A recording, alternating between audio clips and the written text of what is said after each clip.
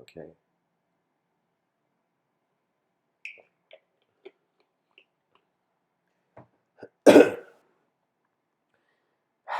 Rise, mankind, rise. Hello, everyone. Welcome to today's episode. This episode has been a long time coming.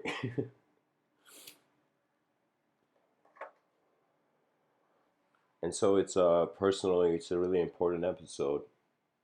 Uh, it is an episode where I will attempt to share certain kind of fast forward films and sequences of the movement of civilizations I've seen in my abstract and subjective realms.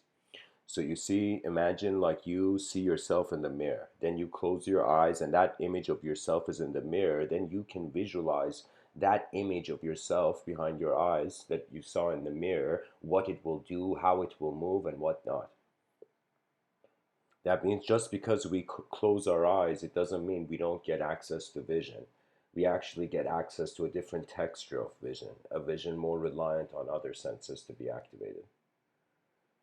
And the senses of the human being, it's kind of interesting. You can see five major senses, or you can choose to see these five senses in different dimensions, having a different reception in a different state of mind. That means your sensory perception shifts, as one's attention does. So I don't know why, what in my life caused me to suddenly start caring about the evolution of a civilization. I mean, when you look at phenomena, when you look at creatures, I mean, you see the evolution of the creature, but to see the evolution of the civilization means to see the evolution of the influence of all the creatures that are considering themselves human. So, in other words, it suddenly became fascinating for me not to just see myself in the mirror, but to wonder that how would the civilization see itself in the mirror? In 2000, what was it, 13? In 2013, I wrote a strange book. This book, I had it online, but I took it out. It was online. I took it out. It was called Cationic Imprints, and it's inspired out of a dream. In a dream, I saw a symbol. The symbol, I put it at the front of the book, and the way I would record this book, it was kind of like inner project. I would, before going to sleep, I would hold in one hand the phone, and I would turn off the lights, and I would go sit in my bed, and the phone, I would press the record button, and I had kind of heard from, what's his name? Salvador Dali. Salvador Dali, when he would paint, he's a surrealist painter. And when he would paint in a semi conscious state. What does that mean? That means before he went to sleep, he would put a spoon on his knee and he would put a metal bucket on the side of his leg, right? And then he would kind of like, start drawing in that semi conscious state between like half sleep, half awake. And when he would suddenly fall asleep, he would suddenly have his knee kind of move and the spoon would fall in the bucket and he'd suddenly wake up again. And he'd repeat the same process. And so Salvador Dali is a very unique human being. And when you look at his artwork, you can totally see a unique kind of interdimensional glow to it. That means this man found access to images of his hidden mind. Now I'm being poetic about that. The mind, it starts off as hidden, unhidden, conscious, unconscious, but then once you confront the unconscious, your consciousness is unconditional. As before you've confronted the unconscious, your consciousness is conditional. You can only comprehend it through certain conditions. You haven't. It's like the presence hasn't been uh, reflected in the mirror of attention yet. So anyway, Salvador Dali had this thing. So he was in a semi-conscious state. So I kind of had this, I had this kind of intuitive vision. I had seen this dream. It was like this sort of strange kind of like, you know, um, extraterrestrial vibe, but no images of extraterrestrial kind of thing. And anyways, I would go at night. I would turn off the lights, go on my bed, kind of like get ready to sleep, have my head on the pillow. Then my left hand would hold would hold what do you call it, the phone, and I would press record. And in that kind of like before waking sleep, I would start talking, and then I've throughout the years cultivated an ability to. Uh, it's kind of strange, but my relationship with thoughts are that I don't own thoughts; they come and go, and they are always coming and going. That means you have no choice. Sometimes the thought is there. If you're attentive to it, you see it, you know. And so I remember I would hold this and I would record it, and eventually I made this book called Cationic Imprints, and the book was strange. Even I was trying to comprehend. It's a very funny moment where you're trying to comprehend your own writings, and you're like, "Gosh, did I write this?" But the book was very valuable. I later on realized because in it I had kind of shared my unconscious visions. It's like my subconscious visions of various evolutionary patterns for civilizations. So in other words, that book kind of personally expanded my scope of acknowledging civilizations. But throughout the years, especially ever since 2014, you know, there's been this reoccurring vision, and it's an emotional vision for me. That means it's the same emotion that finds me, but the vision animates through different textures. Do you know? So sometimes a person can have two different kind of subjective layouts, but the emotion can be the same. This tends to imply that there is a subconscious dimension at work. That subconscious dimension is the emotional. It's the witnessing of the various senses of self. So, anyways, I eventually came to this realization that a civilization is not just an external progression. It has to be an internal progression. I acknowledged the subjective realm, and the moment I had enough distance from it, I could suddenly see that every person walking on this earth, we're not robots, but we have code in our head, and that code is the language and the story we tell ourselves. And so if the code gets updated, you get updated. And the code can only get updated experientially, and that's just nature.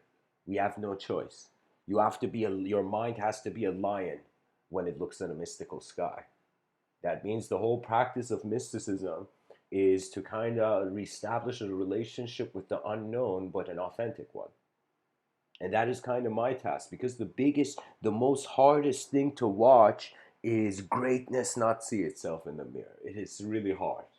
Like, that pisses me off. So, what is greatness? Greatness, objectively, is survival. I won't deny that. You have to continue the biological program. We have to continue the social program. We have to continue various programs. It's like whether we like it or not, just put an effort and get involved. There's more to see. Whenever you have this mentality, there's more to see. Anything you want to do becomes easier to do. So anytime I have a complex like challenge or problem, what I do is, most people, when they see a complex problem, they're like, "Oh man, I gotta simplify this."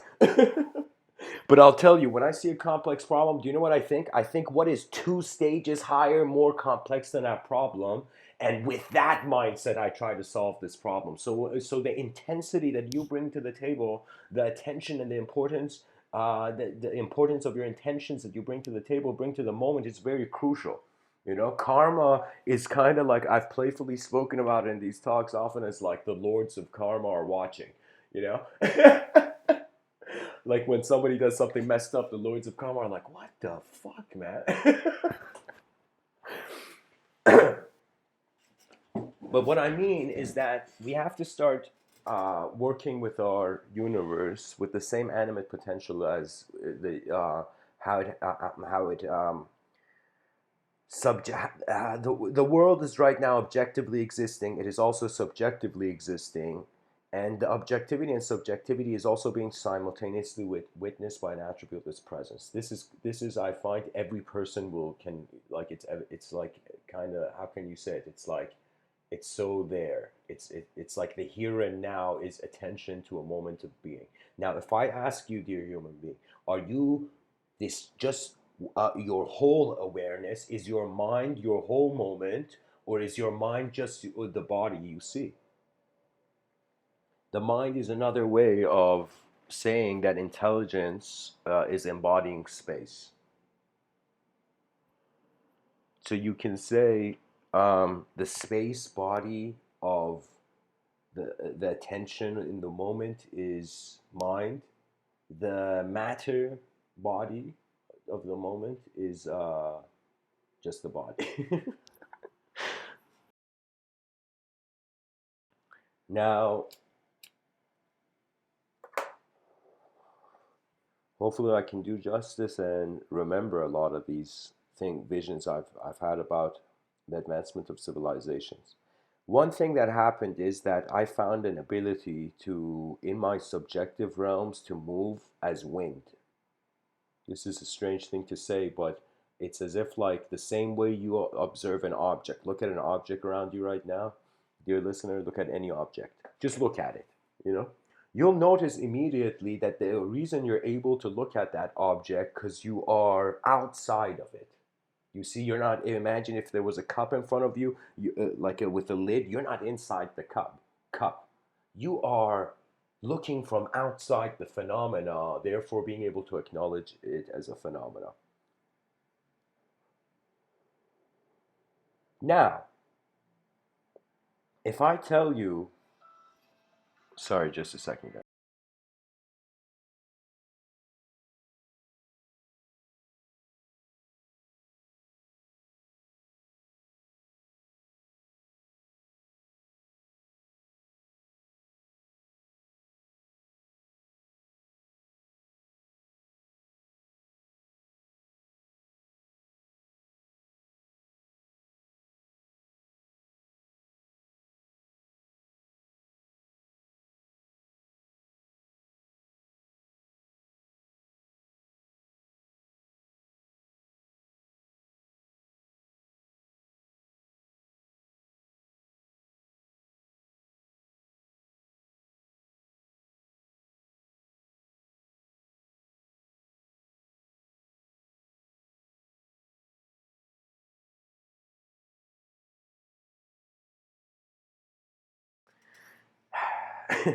Sorry, guys. It was a phone call from a different part of the world. Anyways, let's continue on. The most important thing is momentum and attention, and really the evolution of concentration is the added addition of depth and dimension. So what I mean is that for me, when something becomes advanced, it's if I consider the thing to be static, its advancement would be dynamic. If I want to consider the advancement of something that is dynamic, it would move on to inconceivable dynamism. So what that means, it's like an individual static position. All right, the individual has to get moving, you know. So individual consciousness finds itself in a dynamic position. Then individual consciousness that is now dynamic. Imagine you as a human being became the most advanced version of yourself, and you're living. And so, as you're living in in this most advanced version of yourself, you know what is the next evolutionary step? You will see it is the establishing of a static collective consciousness, which is the narrative, which is the ethos of civilization.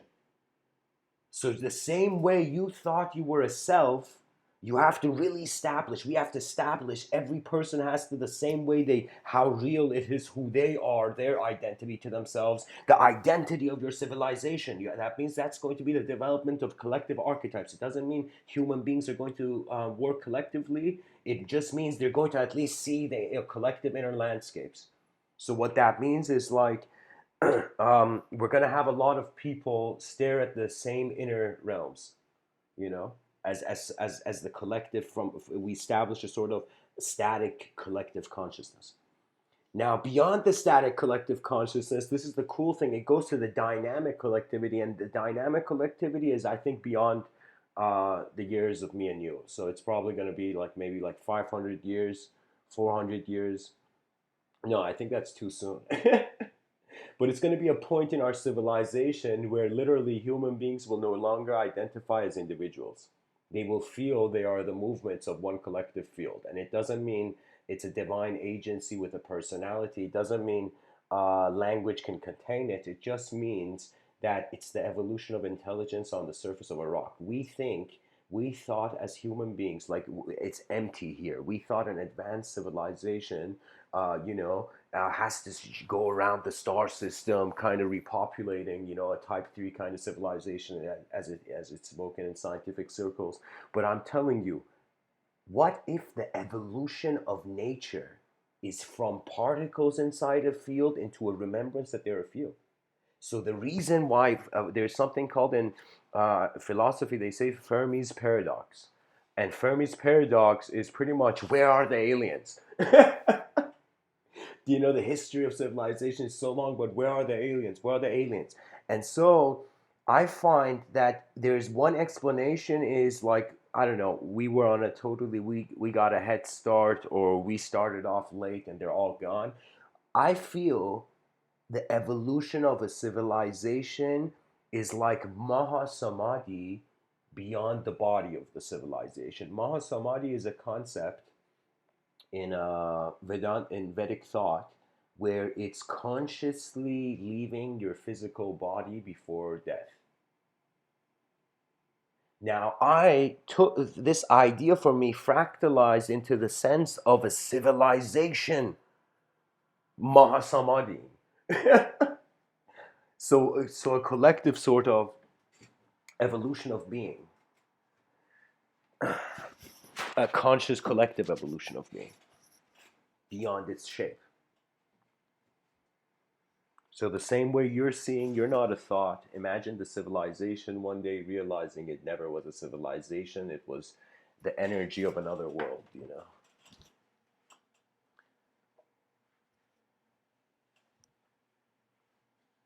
Sorry guys, I'm sitting cross-legged on a very small chair.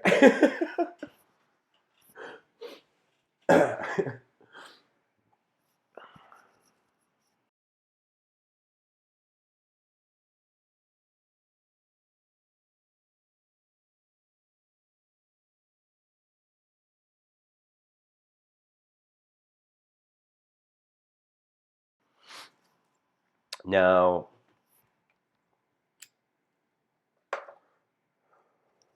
before I get into where we are and how I feel our civilization is going to evolve, I'm going to tell you that recurring vision that would come to me, which had a more of an emotional common denominator in all the times that it occurred to me. The vision was strange.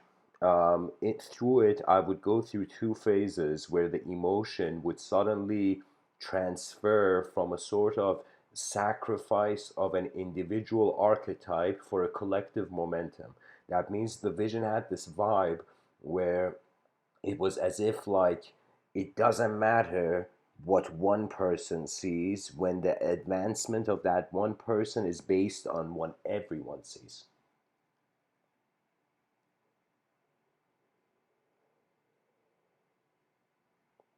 The vision was kind of like, I don't know what it was, like, pretty much I found my attention, like I didn't even see myself in the vision as a body. It was just a first person view. And in that first person view, I remember seeing this kind of like light. This is in my subjective realm. So what I'm explaining to you is, I consider my imagination and everybody's imagination, they're subtler planes. So if I tell you to visualize a circle, that circle you visualize is happening in your private room. That private room is your imagination. It is what your inner eyes have access to, where the outer eyes of others doesn't have access to. So I'm pretty much sharing with you an inner vision, a vision perceived with the mind's eye, not the body's eyes. Because when we have two eyes that see the same, that sameness is the mind's vision. So, anyways, in that vision, I would see from this first person viewpoint this light suddenly hit, come down. It was like this vertical movement of light. And the light, the moment it was as if it was like a light landed on earth, then this light with a ridiculous speed, as if the importance of what it was, how can I tell you? It's like I remember kind of translating this emotion in my science fiction as in a chapter I wrote, the Andromeda Pilot. I just remembered. I'll tell you that, but let me just finish the vision. The vision was of light, this sort of light entering some sort of neighborhood and then moving intensely everywhere. It was as if, like, I don't know how to say it, like an explosion of light, like moving like wind between every alley and street. It was like the emotion I was experiencing from that vision was from the intensity of the speed of the importance of that movement. So what I mean by that is, like, it was as if something had arrived and then started running towards something. Ultimately, that's how the emotion came across. Now I'll tell you this. Sorry guys, I mean, for me, it's some things I can very easily explain, I can very easily perceive, but when it comes to emotions, emotions are like rare things. They're like you're walking at night and suddenly look at the sky and see like this white glowing, you know moonlight colored dragon flying. Imagine, it's like a rare, for me, emotions are rare visitations of my inner realms, into the outer.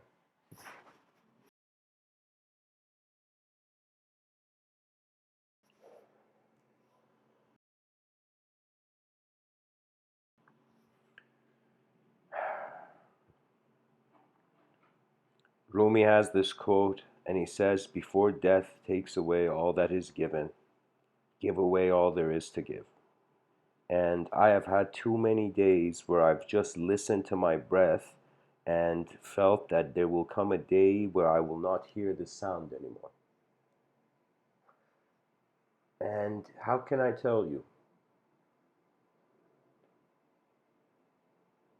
I'm going to share with you the Andromedan Pilot, that chapter, because who knows how long we're here. The Andromedan Pilot is this this so guys, anybody who's a new listener to this, if you are not acquainted with my work before, I'll tell you this. I've for a couple years, since 2015, I've been working on a very giant science fiction book, and it's unpublished. And the science fiction book is called The Messenger of Giants, and my real name is Amin Jabbar Ansari. And so in this book, the book is set in the year 5025, and there's so many details. I don't know. It's like my mind suddenly, like, it was as if this science fiction book was written by my, like, future self.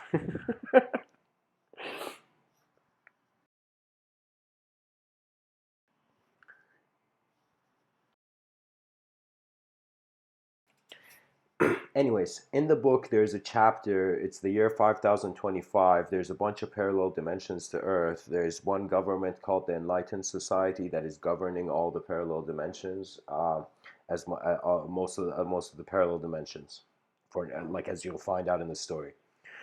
In this story, the story is not, like, the way I've written this book. It's like events. I've written about events. It's not sequential per se. It's just different events of different life events of different characters in this universe I've built.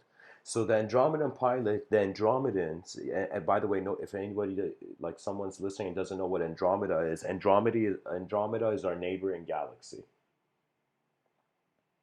And in my science fiction writings, the Andromedans are very advanced. They're a very advanced and peaceful, enlightened civilization. So in like the history of the galactic kind of, in the galactic history of my science fiction novel, the Andromedans are very liberated. They are superior. They have a superior consciousness. So, and the main point is that they're peaceful. They're peaceful because they have transcended the realm. So it's as if in the book they say, if you see an Andromedan, you're only seeing their shadow. They're already in the brighter realms. So anyways, so this chapter is called the Andromedan Pilot, and it's this crew, this crew of Andromedans, where there's this Andromedan pilot, and this is not a fighting ship. It's not a ship for war. It's a ship that's just taking something to somewhere else, like it's a cargo ship. Okay, but it's more than a cargo ship. Like there's a significant, the pilot is a significant person, in the Andromeda galaxy. Anyways, the Andromeda pilot is doing this, is flying with his crew, and in this science fiction reality I've created, there's an evil species that is conquering the universe, and I've called them the Darkons. So Darkhan, Darkons, right? And so the Darkons are this kind of like evil, like they're like this insect. They look like like these insects that have smog and electricity around them. So anytime they, for example, invade a planet, that planet looks at the sky and sees these giant spirals, black spirals heading toward the Earth. And when the spirals head to the Earth, to that planet's surface, suddenly they see it's like thousands and thousands of evil, kind of like these evil characters I've made. So, anyways, the Darkons are an advanced evil civilization. They're not wise, but they're advanced. They're very advanced. And so, what they have created a weapon where it's called the Soul Destroyer. And if the person, if the being where this weapon hits, if the being doesn't go out of their body, if their soul, like just entertaining you, if their soul doesn't go outside of their body before the weapon hits, before the impact of the weapon, then they are eradicated. Their consciousness is eradicated, you know, completely destroyed. So the story of the Andromedan pilot, something I should have said from the beginning, if this was a movie, this would be the first scene where there's a man, a man of like 30 or something, and he's put his hand on this boulder, and it's as if he's like honoring, he's taking like honoring this like his comrades. And so the story, the chapter of the Andromedan pilot is that this Andromedan pilot, their ship was near Earth, and the Darkons attack. And when the Darkons attack, what happens is the only person who gets to get out of his body, kind of leap out of his consciousness, to leap out of his body before the impact of the weapon, is the Andromedan pilot. And his whole crew eradicates. It's as if the weapon's effect is non-existence, instant non-existence. So he loses his body and his ship and everything, and his consciousness has jumped, leaped into space, and it gets pulled by the karmic orbit of the Earth. And so as it gets pulled by the karmic orbit of the Earth, the Andromedan pilot ends up being born, incarnated as a child on Earth in one of the parallel dimensions of this Earth. Right? Now this child has one thing, because the Andromedans, they're very advanced. This child's memory of everything is retained. So this is the soul of an Andromedan pilot in the body of this kid, in this chapter I've written, who remembers everything that has happened, and he's just walking, and he ends up in the story becoming a very important figure. He suddenly realizes Earth doesn't know what's happening to it. And of course, this is in the year 5025, guys. This is science fiction. So.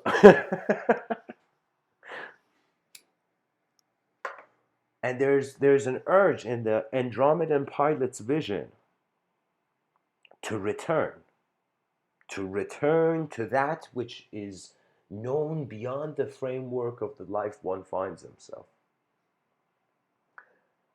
Now, if we consider advancement, so that was the science fiction story, guys. I'm gonna end the science fiction part of it here. I might share another kind of science fiction related idea later, but that was the chapter of the Andromedan pilot. So, anyways, the advancement of a civilization. Now let's come back to Earth. How would I say it? I find myself in a world where what is advancing, or what can advance, is the technologies being used. And I find that if we are multidimensional beings, it means there is a usage of technologies in more than just sensory, the space of sensory perception. Now, as a human being, before we consider the advancement of just the external technology, we have to wonder about the advancement of the inner technology. The way I've explained it I believe in other talks, is that I've said that the inner technology is like, of course, it's like language for now. language and images, and rhythm avoidance.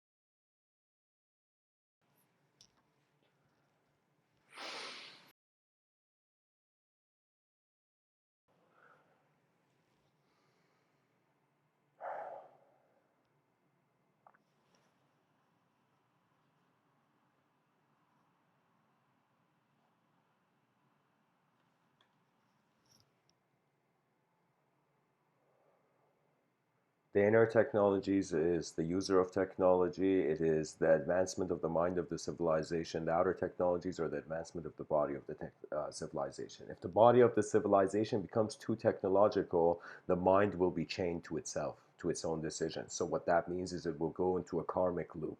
So if technology gets out of control, it's going to be the beginning of the simulation era. And when the simulation era arises, that is a kind of weird thing where I think it's going to be for the first time. Cyberspace culture has two routes. If it is not compassionate, it will probably be a situation where people will run away from cities because they will find themselves in simulations that they will get looped in, you know. So we must advance the user of technology before the technology gets so advanced that the user of technology cannot do anything about it. Now, how do we advance the user of technology? How do we advance a civilization from within? When you look at the lectures of Jordan Peterson, this man is, I believe he was asked, like, in regards to collective effort and individual effort, he's like, handle yourself first. This man was is like shouting at the nation, clean your room, you know? And so that means individuality is the focus. That means I find Jordan Peterson considers that the individual's uh, uh, uh, the individual has to still pay attention to self. I come from a different. I have a different approach. I feel that the self you pay attention to can be limited, so it is best to find the spirit of your collective.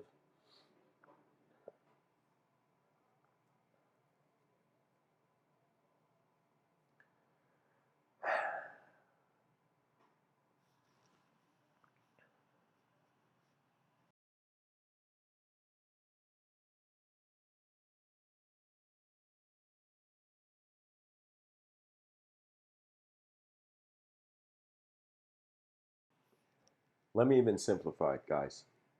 In order for a civilization to be advanced, it needs not only its external technologies to advance, it needs its inner technology to advance. In order to advance our inner technology, it means language has to evolve. And language's evolution, it has a vanishing point. The more it goes, it has two exits out of duality. So the way language updates is in one way a person seeing a concept and not seeing the concept, seeing the space in the room. So the person sees the potential subjective existence of something and suddenly sees the absence of it as well. So absence is a way for language to evolve, emptiness. The other way is you see a concept and you multiply it. You add dimensions to it. So it's as if like man is starting in the dualistic realm. He can take away a dimension and think everything is oneness. He can take away another dimension and think everything is nothing. Or he can, in that dualistic dimension, add a dimension and therefore access infinity, where it is kind of like how a concept in your inner realms can permeate through all objects. That means it's like, I'll tell you a story.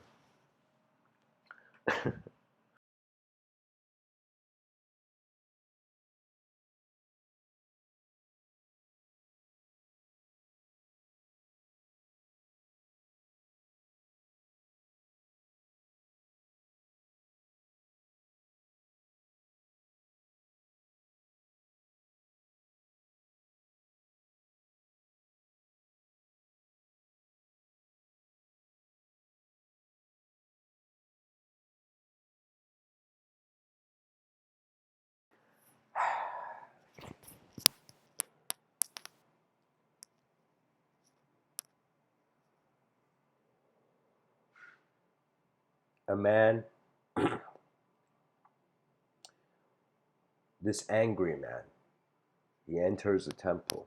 He goes and finds the head guru, the enlightened man in the room. And he goes and he says, tell me now, how can I be enlightened? Give me a mantra. You have to give me a mantra. If you're enlightened or you're a charlatan, give me a mantra. Give me a mantra. Give me a chant to say that it will make me enlightened. And this guy's like, this person wants it too much in an unrealistic and unauthentic way. Should I help him? Like the guru's thinking.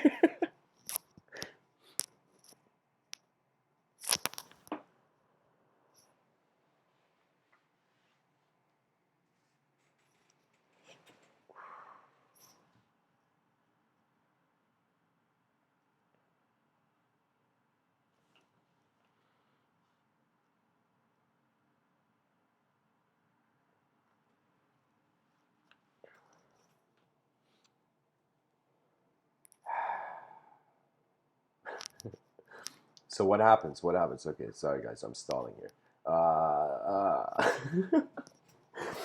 Okay, this guy goes and he says, "Give me the mantra, man." And the guru's like, oh, "Okay." The guru sits down, closes his eyes. Suddenly, the voice, the logos communicates to him, and a mantra comes to him. And stands up, and he's like, "I don't think you're ready, but here, your persistence seems strangely divine." And he gives the guy the mantra, and this guy, this egotistical guy who's like, yeah, I got what I wanted, he goes into a room and starts saying the mantra. And then all the other disciples are like, holy shit, has this guy been in this room for 1 week just saying these mantras nonstop? So everyone in the monastery is kind of like a bit fascinated and shocked. They're like, okay, this guy's like, this is a bit unusual. And then after a week, this guy who was in the room who was saying mantra, Hare Krishna, Hare Krishna, Hare Rama, you know.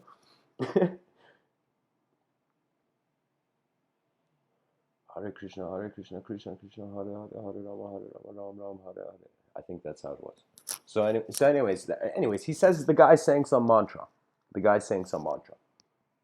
And as he's saying this mantra, what happens is he after a week he comes out of the room and there's something different. That even the guru told his disciples in that moment, there's something. This guy has a glow about him. And then the guy comes up to the guru after a week of saying these mantras and he says, "I have realized I am Brahman. I am God. I see God in you. I see God in you." He's going to everybody in the temple and he's like, "I see God even in you, man. I see this God in everything." So he's reached the state, and then the guru's like, okay. The guru's like, all right, hang on, internally the guru's like, something's off, and then suddenly he gets this feeling just to tell this guy, all right, here. He gives the guy a bag of vegetables. He gives him a bag, and he gives him like the money they had in the temple. And he says, go buy vegetables for everyone. Let's celebrate your enlightenment. You know. And the guy says, "Thank you. You are me, I am you." And he goes. And so the guy is going, and everything he sees from a bird on the branch, he says, he sees God, as if he's seeing one consciousness to everything. You know? That means it doesn't matter if what body is alive, he's seeing one consciousness. So he thinks. So, anyways, what happens is the guy goes to the vegetable market and suddenly sees people are running away. So he's going from this peacefulness of seeing Brahman and a bird flying in the sky or something. And then suddenly a guy comes from the market and says to him, "Hey man, there's a crazy elephant." He sees people running away from the vegetable market. He says, "Look, there's a crazy elephant in there. Don't go there. It's gonna hit you. It's gonna hurt you." And the guy's like, "Don't worry, man. I got this." He's like, "Oh, I see, that elephant is not an elephant. That elephant is Brahman." And then the guy who's like, "Okay, whatever, man." The guy runs away, you know. And so this guy goes into the store, and it goes to the vegetable marketplace, and it's this awkward moment where he's very peacefully, as if nothing, he feels nothing, no fear or something. And the guy's going and he's picking up the vegetables and putting the various exact money on the counters, and he gets the vegetables, you know, and he puts it in his bag. And as he's going, and the elephant's there, kind of just moving around, eating something, suddenly the elephant sees him and comes towards him. The elephant is angry, you know. Like there's an unexplainable rage in the elephant, you know. And so this guy suddenly he's like he closes his eyes and he says the mantra and he opens his eyes and he's like, I see Brahman in you. You are Brahman. I am Brahman. You know. And in his mind he's like, how can anything happen? We are the same. But guys, something happens. The elephant, evidently, the elephant isn't enlightened. And the elephant grabs the guy and he throws the guy and the guy gets hurt and there, you know, people eventually come and take the guy to a hospital and you know it's like this intense situation. The elephant wasn't cool. The elephant's like, you got it wrong, buddy, I'm not Brahman.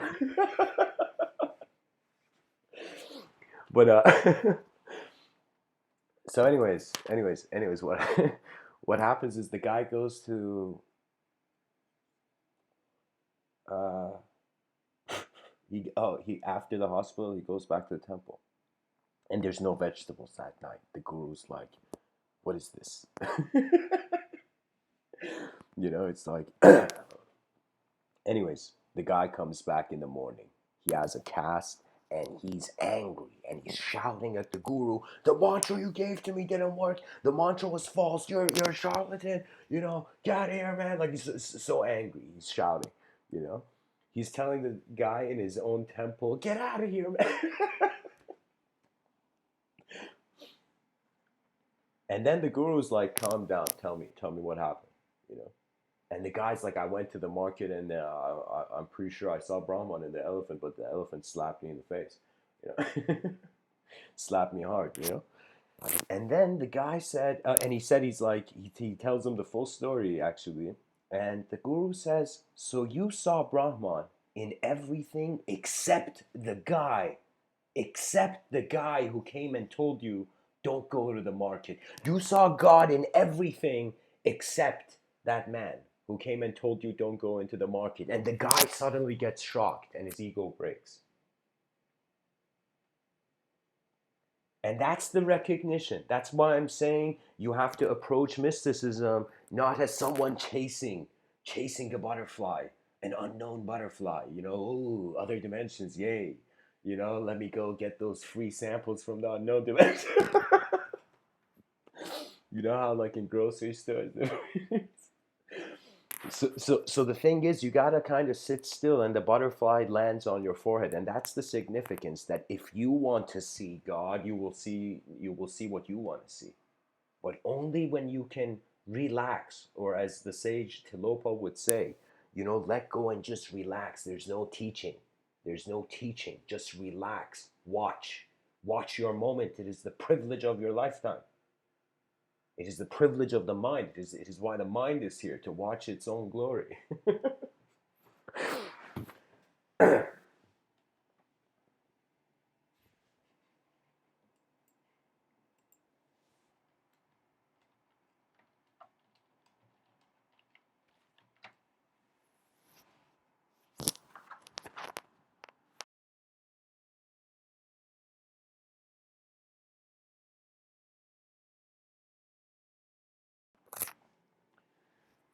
By the way, guys, I the chat section of these live streams, I'm seeing them here. So if anybody wants to engage or has a question, questions have a uniqueness about them. So all sorts of questions are welcomed about the topic, you know, or anything. But so feel free to engage the chat section. Anyways, the reason I told you this is because in the evolution of the individual towards collective values, the collective values will be ones where it doesn't mean you're going to see what you want to.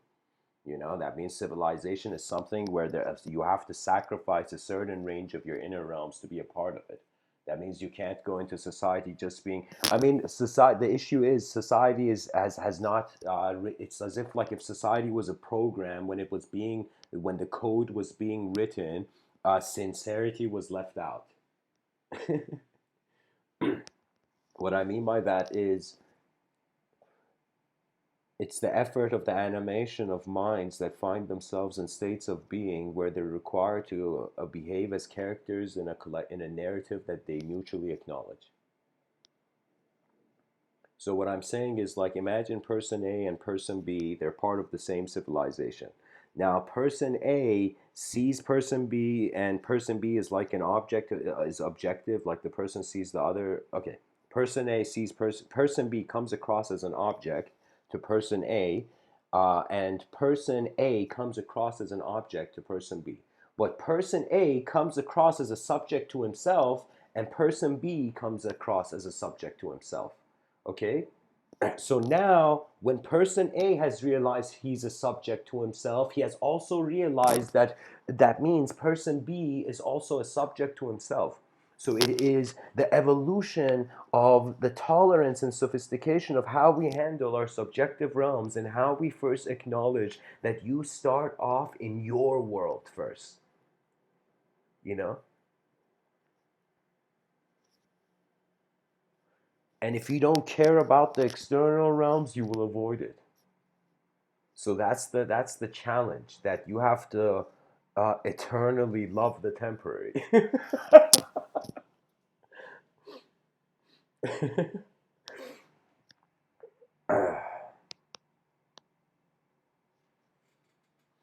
So Kamal, welcome to the chat section. Uh, I'm just some guy in Toronto talking, you know, to his computer. So guys, come on in the chat section, ask who are you, you know. I wish I knew, you know. I sometimes I feel I am the environment, or how the environment has the potential to see me, and sometimes I feel I am an ever-present mystery of the whole system. So really,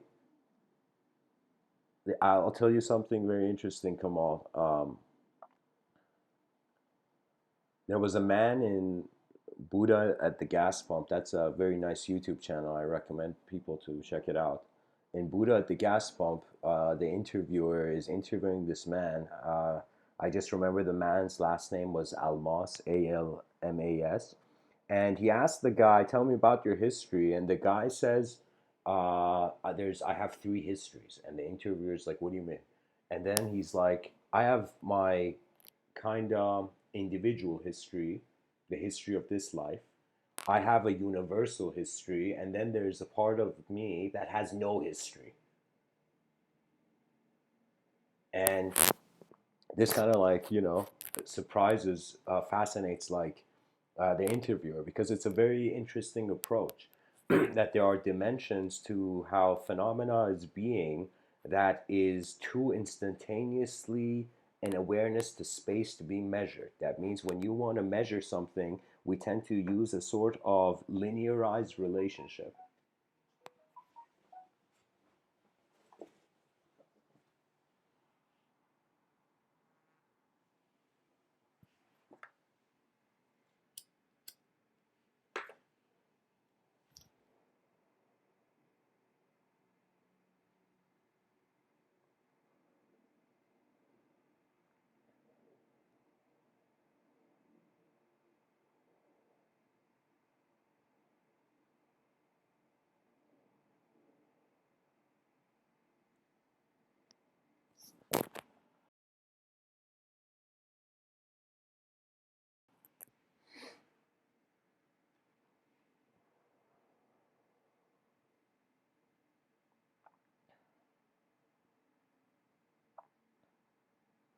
Reality is a dance of meaningful and meaningless forces. That which is meaningful comes from our, and the advanced activation of the free will must come through inner authorization, which means that behind your eyes, you have to be living in a better world than the one you see now if you want to improve this one. But that better world starts off from your inner realms, and then you have to kind of resculpt it in accordance to external relativism, like external vision. You see, the thing is that I find that the same way we can have a 360-degree view of an object, like we can go around that object, in a circle and see the object, the same way I feel we have various degrees that we can approach the same concept. That means you as a human being, this may be kind of I find it to be humorous. But any person who's had a belief, uh, you may notice that if you've considered yourself to be a person who's been growing and changing, how can the belief be this held in the same way? That means it's like whether I believe something or not, who I am is changing, which ultimately means how the belief is being seen is changing. How can you have the same belief but in the same way when you have changed? Because if you look at yourself from 10 years ago, what does the biologists say? Like the cells in your body change every 2 weeks, and the cells of the brain change every like years or whatever.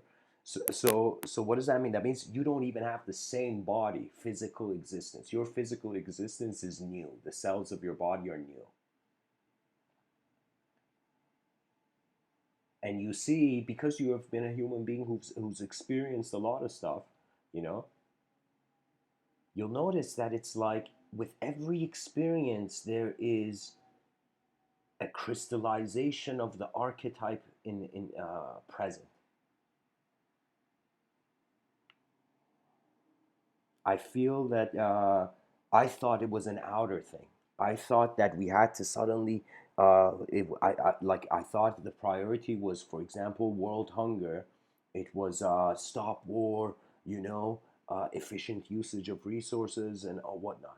You know, like various global things. You know, building sky cities, cities that if we mess up the earth, at least we can live in the sky or something. You know.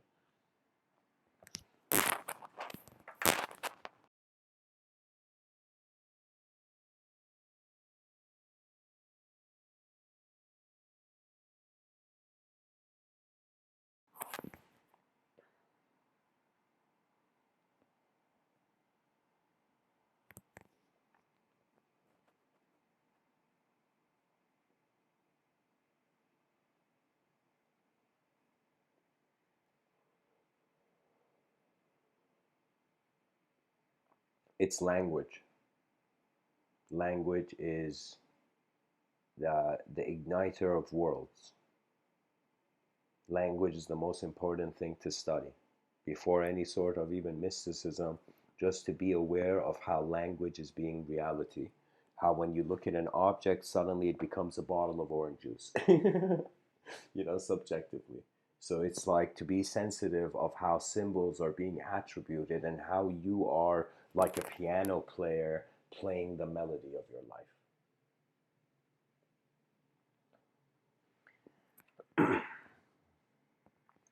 So what I mean by that is that the best thing we can do for now, I feel, as a species, is to evolve dialogue, to evolve communication. I feel like that's the primary thing. That's the primary thing that you as a human being, all human beings, I feel, should see a strange opportunity in how we are creatures that can communicate our inner realms and externalize them. I feel there should be a mass externalization of inner realms. I feel people are holding back. I feel who people really are throughout the day is hidden. They are living in the shadow of their own artificial projected identity.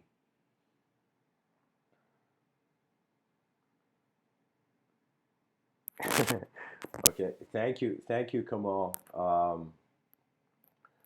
Yeah, I feel like everything comes down to vision.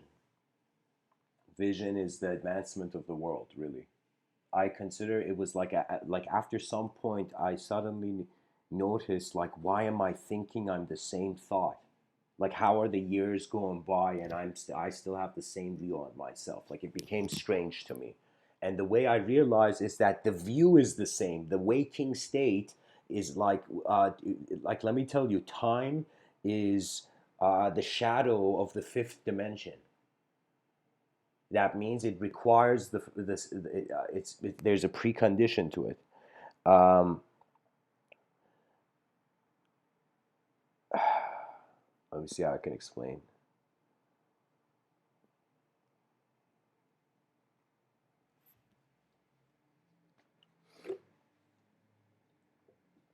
Okay, I want you to imagine you going to work, wherever you work as a human being, imagine going to work.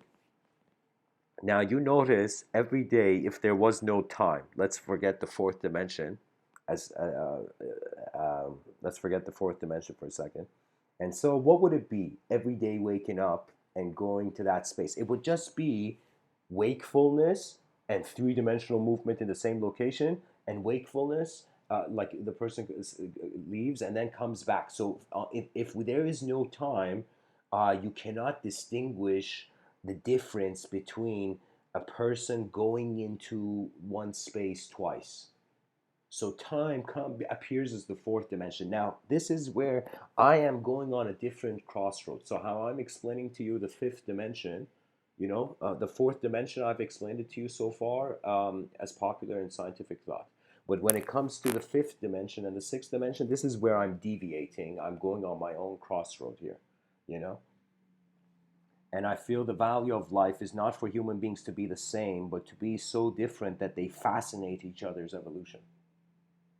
They fascinate each other to the degree that the evolution of the individual becomes the collective evolution. It's like for how long, win, lose, win, lose, win, lose. Eventually, the advanced civilization, that era will usher in, and it will be win, win, win, win, win, win, win, win. You know.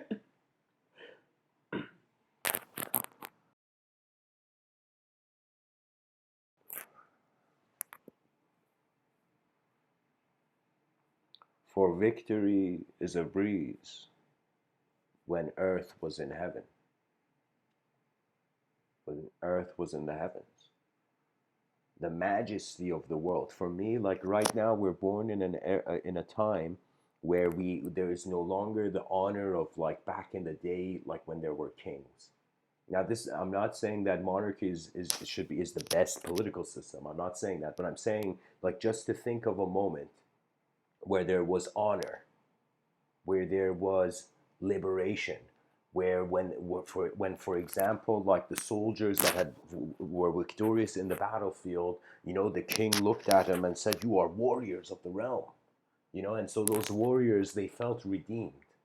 And it was about a sort of unknown majesty. Now it doesn't mean like the concept of a king is just limited to the human framework, you know even in many monotheistic traditions, what is seen as the position of God is the king of the cosmos, that it is all being directed by a personality beyond fathom of a divine agency that is within all, within and without. That means it's like something that is so everything, it is also nothing.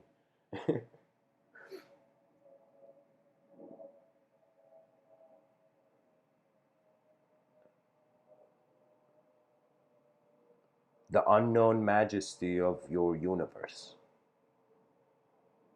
And when we can build a civilization where the child wakes up and is like, can't wait, like when we turn on the news and we're like, okay, found the cure to cancer, handled poverty, technology, AI became friendly in the future with us, like all these, imagine the news was victories, victories, victories. And it would even make those people who are just on their couch be like, holy shit, there's too many victories happening for me not to be involved in this. So there has to be some game thrown,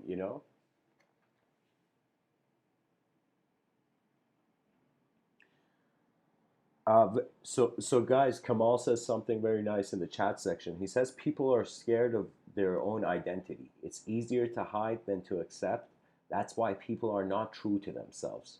Uh, addition to your earlier thoughts.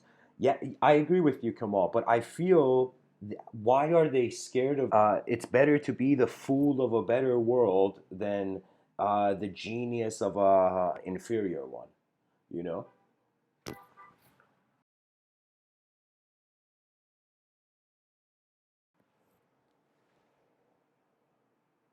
So I feel that it's not just that, it's just like all those people who are afraid, you know, of their own identity because they feel it has to be in 24/7 control.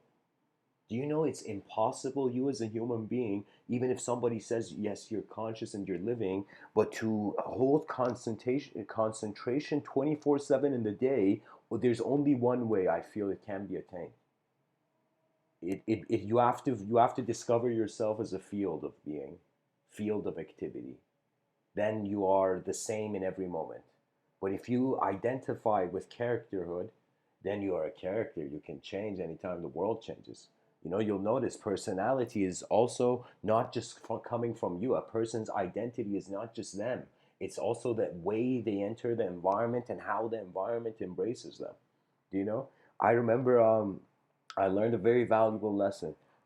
In my youth, I would hang around with a bunch of people who they felt very proud. They felt they knew what to do. And it suddenly came a situation where I saw ahead and I realized something was a mistake, but they wanted to do it, you know? And it was a kind of situation where I didn't listen. I felt the crowd. It was as if somebody's personality in front of me had convinced me out of my own intuition, that they knew. And then we went, and what I had expected happened, you know. And then I got a lesson that what is the value.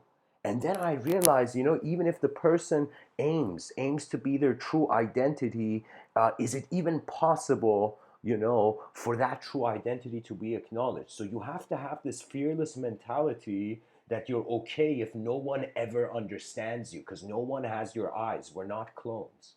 You know what I mean? So it's like when you realize your vision is your vision, your DNA is your DNA. Nobody else on this planet has your eyes. Once you realize the value of your sight, your existential sight, and your experiential awareness, then you'll laugh at why you were afraid. You will laugh at why you felt you had to live artificially when you're alive once, when every day happens once. You know, it's like that moment where the kid's like, "Whoa, whoa, whoa, whoa, whoa! Does everybody die?"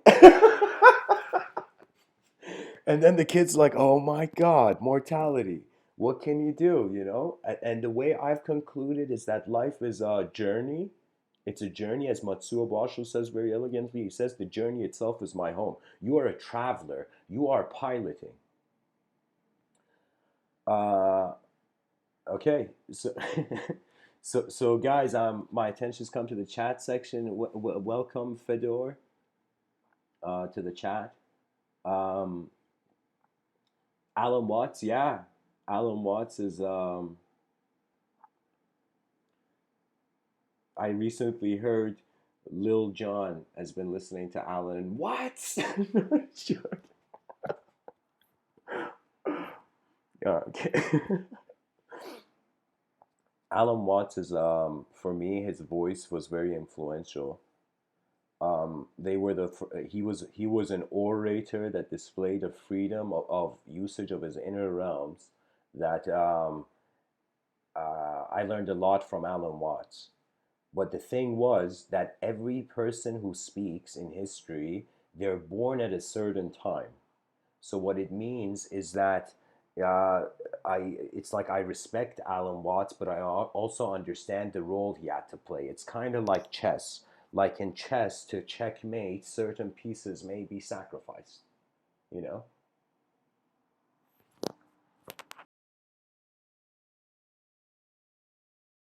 And new pieces and the new piece different pieces make different movements. So for me it's as if Alan Watts, uh,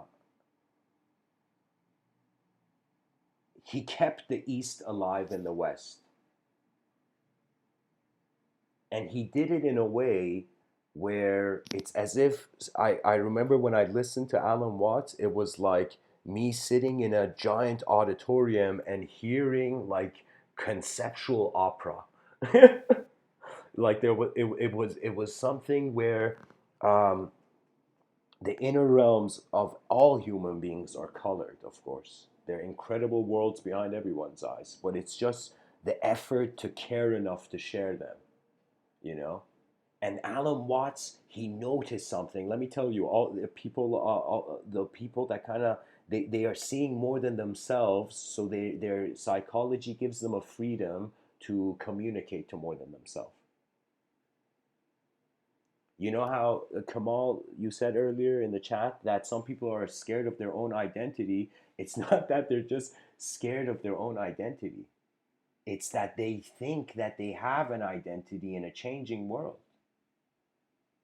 What are you? It's like, how can you identify, you know, as Heraclitus says, it's like no man can step in the same river twice, and it is not the same man, and it is not the same river.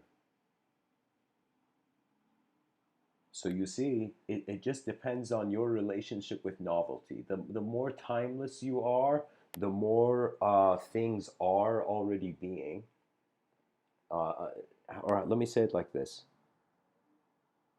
the fifth dimension is the subjective realm, and the fifth dimension is the witnesser of two subjects. Two subjects. So what that means is the same way two different a person going into the same place, same space twice on two different days. It's as if time becomes the fourth dimension. It's as if a person noticing, being able to observe time two different times. That means I would say a person will have a fifth dimensional kind of internal perception when they feel they're simultaneously existent in two worlds, two different ways that time is moving. When you observe time and its you know, shadow.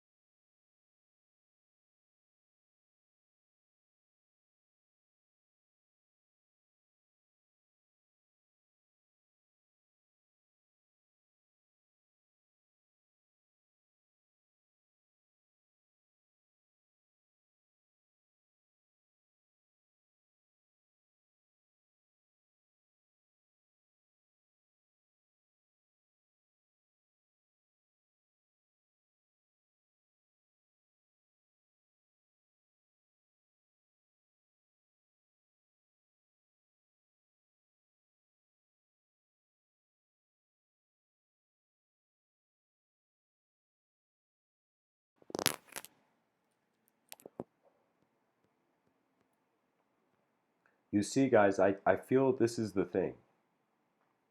We are the same. I remember I was on the subway and I was like thinking about evolution, and I'm like, the people, it's like this subway is being driven by an advanced evolutionary descendant of a chimpanzee. And I noticed, like, why is it that we wear clothing? That's one thing that separates man with other species. Animals don't wear clothing, man does. Why does man wear clothing? Because he has a sensitivity to himself. That means whatever happened in the time span of our evolution on this planet, something caused us to be aware of ourselves in a way that other animals are not. Now, there are different theories on this. I'll share you my theory at the end, but I'll share you some other theories. Of course, there's evolution. Evolution, and this evolution can choose to think that it's only earthbound. Another idea for what could have happened is star debris, particles from unique intelligent particles, dust from another planet came to our planet. That's another view, as if like a unique bacterial intelligence that had inbuilt in it, like a seed, the design of the human species. Like, there's that view. So the Darwinian approach, this kind of stardust approach, planet dust approach. And then Terence McKenna had this approach. Of course, before that, I should say there is also the religious conception and the consideration that this dimension is birthed from another, you know? So that could also be an explanation. That means we are never even an evolutionary creature. It's like behind our eyes, we are the glory of a universe too alive to die, you know? You know? So that's the divine approach. And we can say Terence McKenna, he had this approach where he said it was kind of plants. So Terence McKenna, this scholar, he felt that it was a sort of like the human ape had access to a unique kind of a plant, and with the relationship of this plant, by eating this plant, its perception increased, and it kind of got sparked into the subjective realms.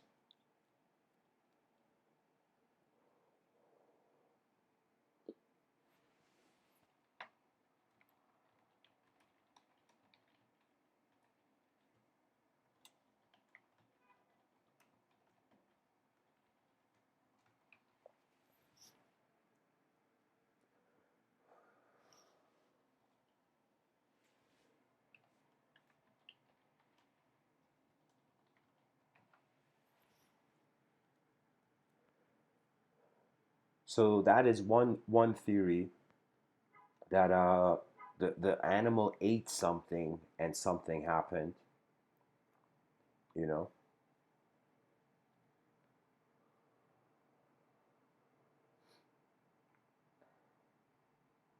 and there was a sort of neurochemical shift, in other words, and then there was evolution due to that.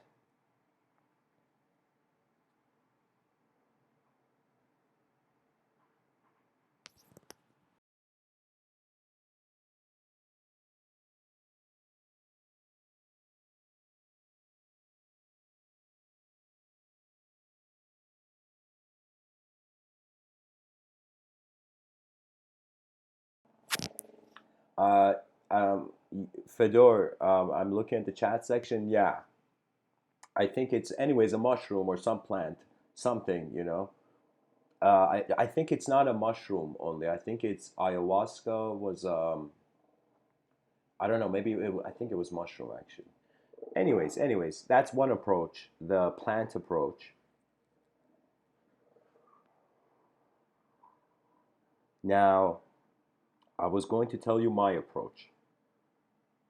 So let me get to mine. There's many more approaches, by the way, guys. There's 8 billion people, and there's been so many people in history that I'm just like um, one marathon runner among many. But I'm just telling you.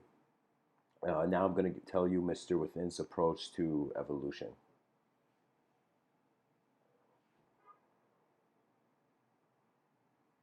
So get ready, guys. Here it comes. You know, Mr. Within's theory on evolution. I feel that I'll tell you my approach. I first looked at the psychology of man and instantly recognized it's dualistic. When I realized it's dualistic, I wondered why. And then I looked at the biology of the body, like through a medical approach, and I saw that, okay, the biological system, it's like two hands. There's a symmetry to our biological existence. So the idea of first a duality and then symmetry infusing with the duality came to my mind. But then I had certain mysteries, and it was as if like everything in the body was dualistic, but when it came to the heart, I saw why is it that we have one heart but we have two lungs? Do you know why don't we have two hearts? You know, and so then I kind of had a sense like maybe like there is a symmetrical heart in another dimension that is like in the totally reverse of this way this physical body is. So my mind started entertaining reverse dimensions, reverse symmetrically reverse dimensions. So anyways, I wondered why is the psychology dualistic, and I even moved beyond this idea of why we have one heart. I noticed the heart is beating. It's like on and off, on and off. So I noticed that our psychologies as human beings is wavering between conscious unconscious. It's like light no light. So I'm like, wait a minute, if my psychology is dualistic, if my biology, I have two legs, two hands, and it's like there's a dualism. Do you know there's a dualism? My heart is going on off, the lungs are inhalation exhalation, you know. So I was like, wait a minute, this duality, and then so I was kind of trying to explain why how we had evolved to subjects, and then I came to realize it is, I call this the on and off switch effect. Do you know? And this on and off switch effect is that all of human psychology is the relationship of the planet getting a tan, and it is light. Our minds are solar powered, and they are also designed by the relationship of light with the surface of the planet. So think about it as if you are an intelligent kind of bacteria or something, and suddenly light hits you, you know? It's as if like suddenly there's a lift and then suddenly a release, a lift, release, lift, release. It's as if the relationship of the light beams with the surface of our earth began creating, causing biology to become like an engine of evolution for itself. So for me, it was this relationship with light, but also I have to say, there is I see a different scale because my approach is that the world is more multidimensional than we perceive it in a single dimension. So I can say, objectively speaking, my theory of the object, not just the objective evolution, the psychology of the human being is the relationship of light. And something even more abstract, so I'm going to end my theory there, for public ears, but I'm going to tell you this, something else I thought about it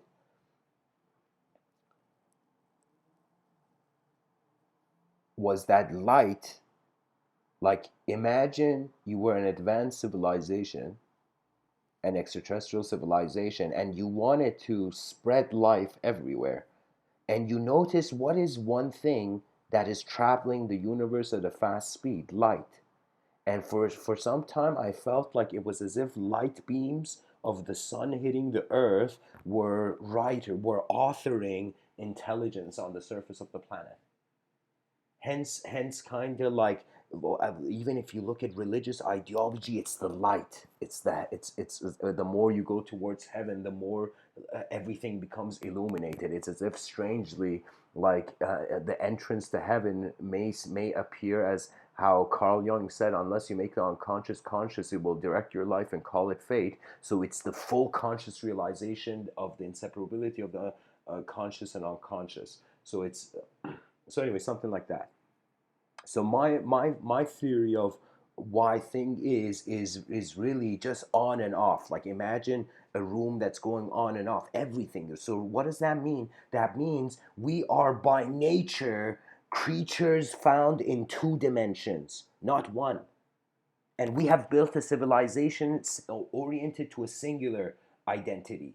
People have to just be oneself, and the moment they're oneself, what about what else they can be? So the issue of the fear of identity and civilization is because of the lack of multidimensional authorization of expression. Do you know, I feel everybody has an artistic urge sometimes. Now, that artistic urge, in the moment it arises, it may be found in an environment where it's allowed, or it may be found if the person, it's like, I'll give you an example. When the person's in the shower, they may suddenly start singing. They feel there's no consequences they have to worry about. But when they suddenly find themselves in a landscape where there's consequences, then their effort requires the precision of seeing not only their eyes, but the eyes of the world.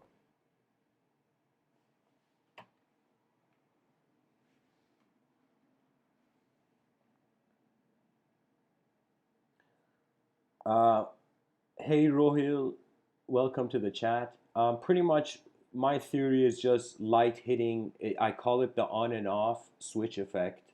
And I discovered that the relationship of my psychology originated from light hitting the surface of the earth, and it kind of like on and off. So the intelligence of the being was on and off by the light hitting it.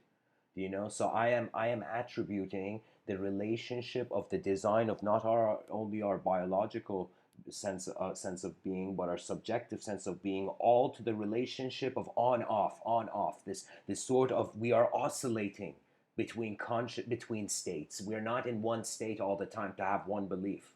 That's why I'm saying it's like this life, you have to pilot it. Like think about an airplane pilot.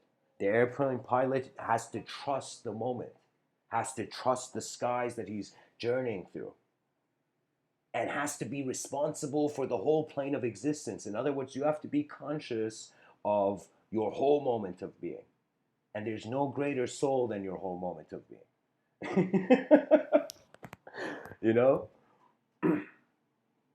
So I feel that light is information, and it can potentially be an extraterrestrial dissemination system. But that's too sci-fi. That's too sci-fi. But let me tell you, if the sense of this is me speaking in regards to an objective self, this is me kind of looking at the planet and explaining kind of how I feel it developed, right? Because I acknowledge a subjective evolution where they don't teach that in schools. Like, how can you not teach about how you teach about, the schools teach about how the creature became an object, but they don't teach about how the creature became a subject to itself. And let me tell you why. Because language is an evocational technology, you know?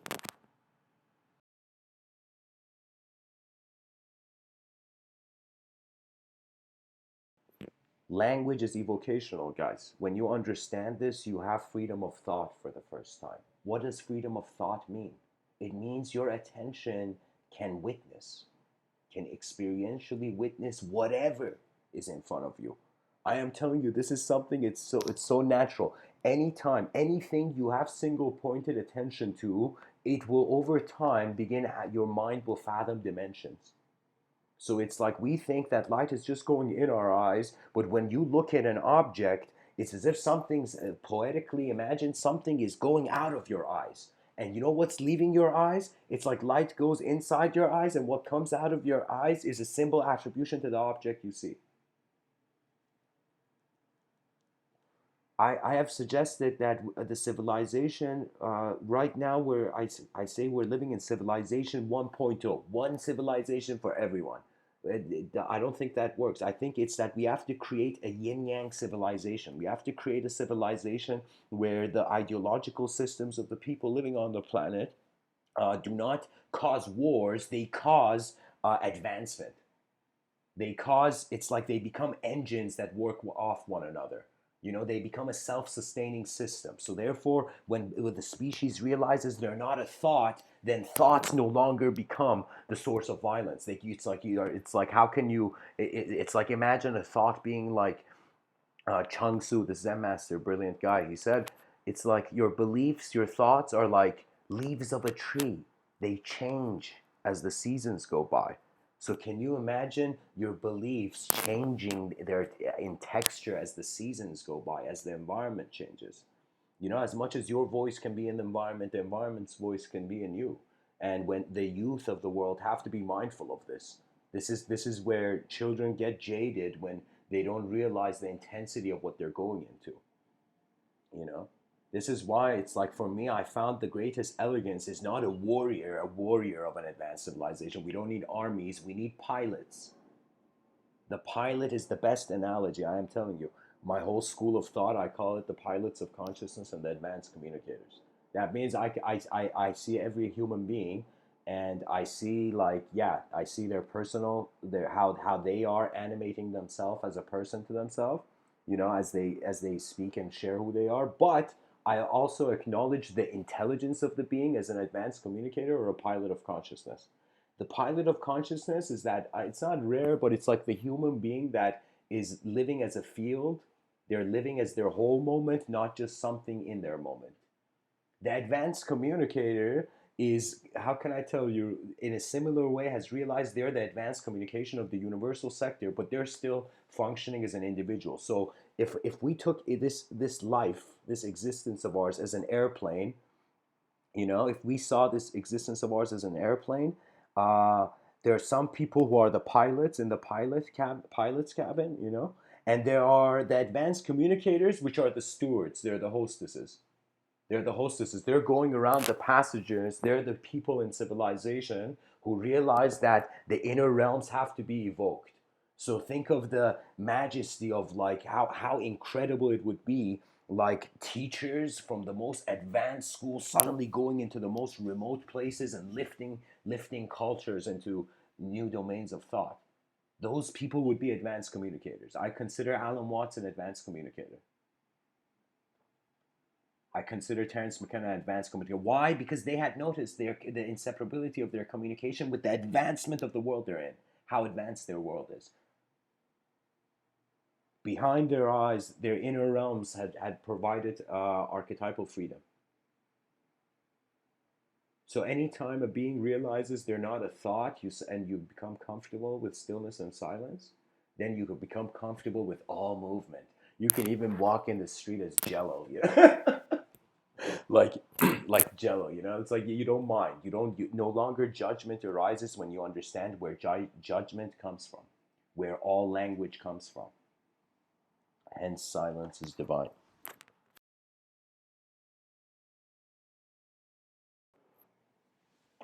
Guys, I want to go into a quote tunnel of a person who I his quotes are incredible, and he's a Tibetan. There was a point in my life, especially in I think in 2000 in 2012 I was I think the only Persian guy on the planet who was truly living like a Tibetan Buddhist. But I don't know. I'm joking here. But in other words, Tibetan Buddhism really opened up. Like Tibetan Buddhism was sort of the first mystical opening I had from a culture. That means before yoga and before anything else, Tibetan Buddhism found me first. You know. So it's sometimes when you live life, you notice that the way things happened for you have a beauty in their sequence. You know. So, anyways, let's go. This guy's name is Milarepa. You know. So Milarepa, I'm going to read for you some of his quotes. This Tibetan sage.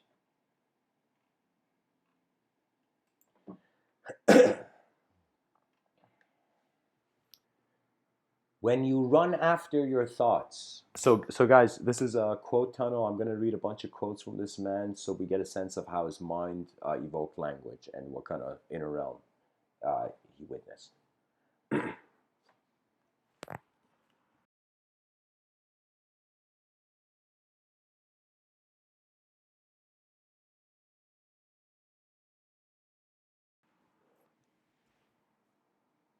Milarepa says, when you run after your thoughts, you're like a dog chasing a stick. Every time a stick is thrown, you run after it. Instead, be like a lion who, rather than chasing after the stick, turns to face the thrower. One only throws a stick at a lion once.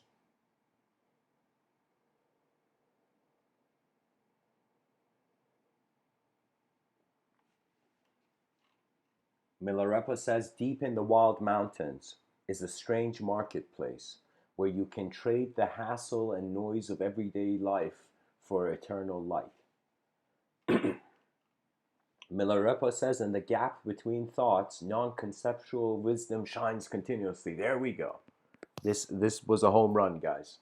In the gap between your thoughts. So if your thoughts were like sentences being written on a page, we're kind of noticing like the non-conceptual wisdom that Milarepa says is shining continuously is the empty page.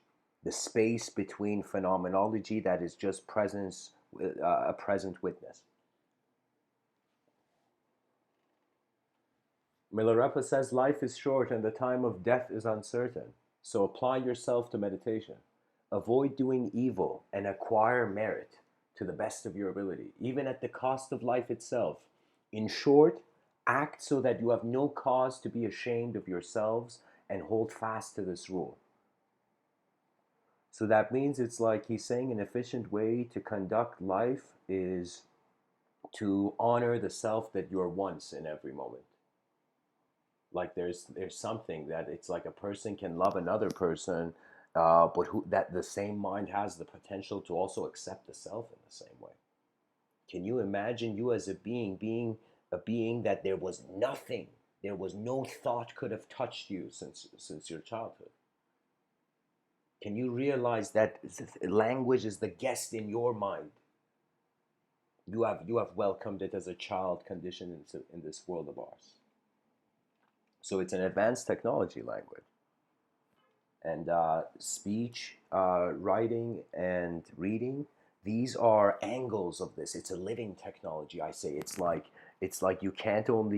uh, you can't take a lion, for example, and put it in a cage. Take a lion from its natural environment and think you know what a lion is. It has to. It's like after one is abiding by their true nature. That's easy. Once after the person abides, they just are able to access their simple decency in the moment. After that, after that, that's easy. Then you want to allow others. So it's as if like when it's like, how can I tell you? I say it's the mastering your moment. Or another way I've spoken about it is attaining the crystal responsible mind, the crystallized responsible mind.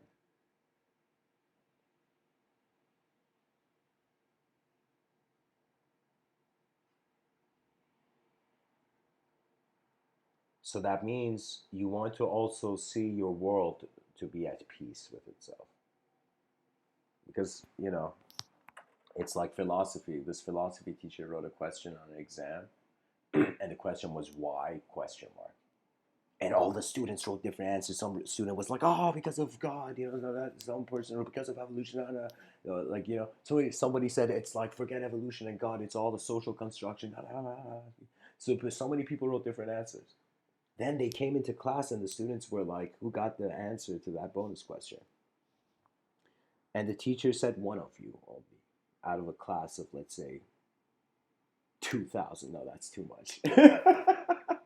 Let's say a class of 30 people. It's like one person got it right, you know." And the students are like, "Who?" And the teacher points to the kid, and the kid says, "To share your answer with the class." And the kid says, "I just wrote because I was late and I had to go. I just wrote why not question mark and I left." And really, the reason why not, it's as if it's like something is here active as some sort of energy conscious of itself. And why not experience an advanced civilization? I mean, what better game is there to play after you have attained the victory of yourself? What are you going to do then? After you have reached heaven, what are you going to do then? You know, so you see, so once the inner realms are satisfied with the objective realm enough, then they can serve the objective realm without wanting anything from it. So it's kind of like your inner contentment leads to the peace that you will karmically experience outside. It's like you got to kind of notice minds. They set the texture of how the moment happens. It's like your mind is like the moment the mind is awake, it's like a wheel is being spinning, and then again with every breath like a wheel is being spun, you know.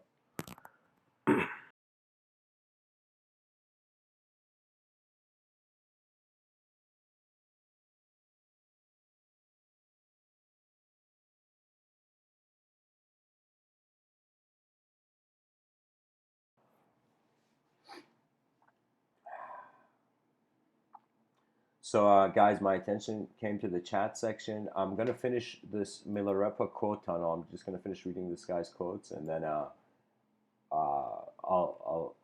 share with you guys what more about. Uh, I'll respond to the chat. So, anyways, Milarepa says, "Life." I read that. Milarepa says, "I have no desire for wealth or possessions, and so I have nothing. I do not experience the initial suffering."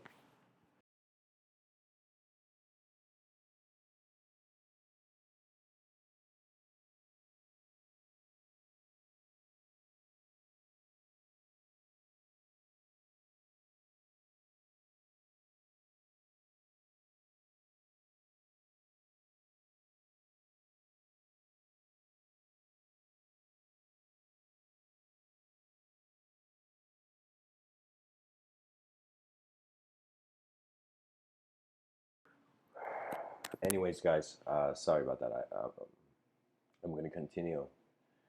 I have no desire for wealth or possessions, and so I have nothing. I do not experience the initial suffering of having to accumulate possessions, the intermediate suffering of having to guard and keep up possessions, nor the final suffering of losing the possessions. So yeah, guys, this guy doesn't want to touch anything in the world. So that there are things like that, you know. So Milarepa says, my religion is to live and die without regret. Milarepa says, in the monastery of your heart, you have a temple where all Buddhas unite. Beautiful. The unity of all Buddhas is the acceptance of the presence of the field of intelligence that we all are, in some sense. You can say it's a collective sense of being. Milarepa says, all worldly pursuits have but one unavoidable and inevitable end, which is sorrow. Acquisitions end in dispersion, buildings in destruction, meetings in separation, births and death. Knowing this, one should from the very first renounce acquisitions and storing up, and building and meeting, and faithful to the commands of an eminent guru, set about realizing the truth. That alone is the best religious observance. So guys, this is the cool thing, because this is where I would, if Milarepa was in the room, I would totally say something that it's not, I agree with him in an internal, in regards to handling the inner realm. Don't chain yourself subjectively to objects, but there is a value. There is a value of participation in the advancement of vision. There was this show, Japanese show called Shingeki no Kyojin. Long story short, these giants are about to destroy the last kind of forces of of humanity, and so the general has to go give a speech, and all the soldiers, veteran soldiers, have died, and the new soldiers are left. And the new soldiers are paralyzed, shaking with fear. They all know they're going to die, and they're panicking. And so this general realizes they have no choice. They have to use this as a diversion for an elite soldier to kill the main bad guy. So the soldier says to them, is honest. He's an honest commander. He goes to his what do you call it? He goes to the troops and he says that this is our last stance, and we have to be a diversion until like an elite soldier can take out the bad guy. And so he says, we have something like, we have no choice, and this is our offense, and so get ready. And then there's a guy whose hands shaking, and this is a guy where just he felt his whole decision to join this was a mistake. And he's looking at him, and he looks at the commander's name is Erwin, and he says, Commander Erwin, are you saying that we're all gonna die? And the commander's like, yeah. He says, Soga. It's a Japanese show, and he says, Soga. And so he says, yes. And then the guy says, so you're saying it's better to fight than run away? And then he says, yes. And then the guy says, so you're saying all of this is meaningless? And that's where the commander shouts. That's when the true commander steps out. And he says, no, life is not meaningless. We find meaning as being a sort of rebellion of this consciousness in this cruel world. The story was pretty messed up in the world of the show.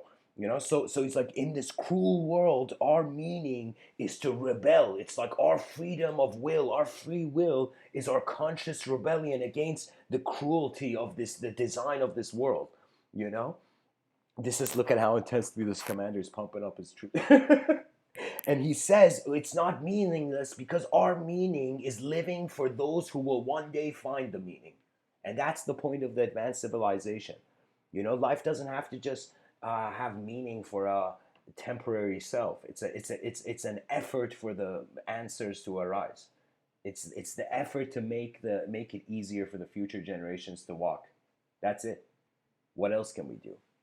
A sage said it's like kind of the greatest efforts of man. It's kind of like planting seeds of trees that the person's not gonna be under. You know.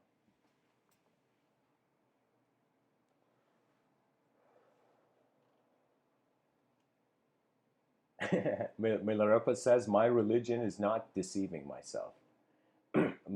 Milarepa says, all meditation must begin with arousing deep compassion. Whatever one does must emerge from an attitude of love and benefiting others. Yeah. Milarepa says, take the lowest place and you shall reach the highest. It's a pointer to humility. Humility, guys, is a secret portal. It's a secret portal to the greatest life. The humble sincerity. It's strange. It's like when you are able to be simple, then life will kind of be allowed to happen complexly for you. But if you're not comfortable with the simplest way you're being, then it's as if like complexity is still in by you internally unauthorized. So, anyways, Milarepa says, "Do not entertain hopes for realization, but practice all your life." That means study your whole moment of being, every moment of your life. Milarepa says, if one, like, mindfully. Milarepa says, if one stays too long with friends, they will soon tire of him. Living in such closeness leads to dislike and hate. It is but human to expect and demand too much when one dwells too long in companionship.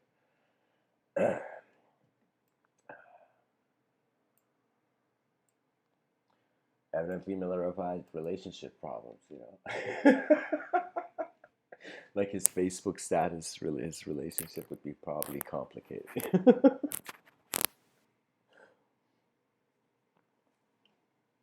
Milarepa says, accustomed long to contemplating love and compassion, I have forgotten all difference between myself and others.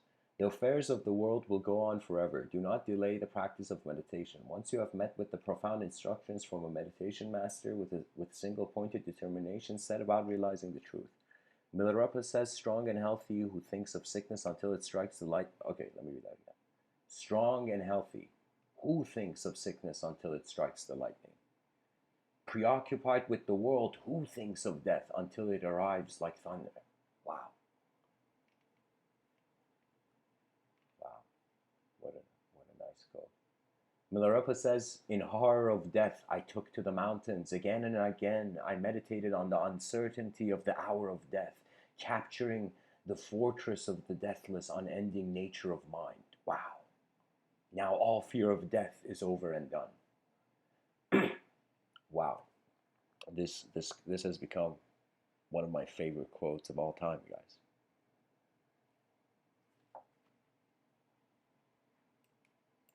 This is too good not to share in the chat section.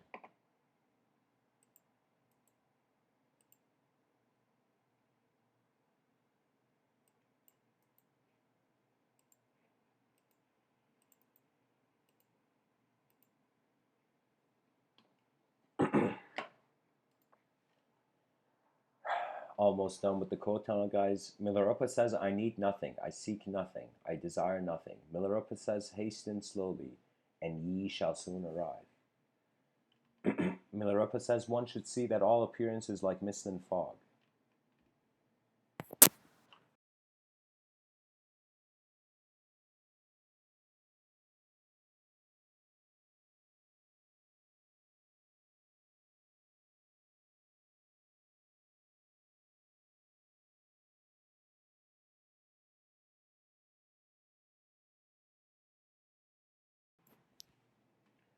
Milarepa says, in harvesting of evil deeds, the human race is busy, and doing so is to taste the pangs of hell. The piling up of wealth is the piling up of others' property.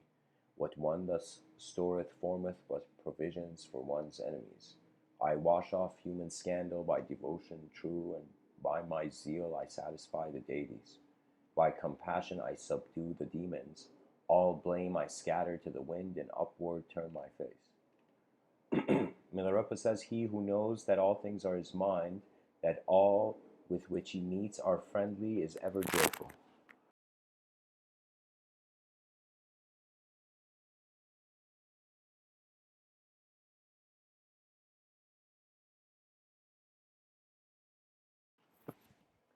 You menace others with your deadly fangs, but in tormenting them you are only tormenting yourselves.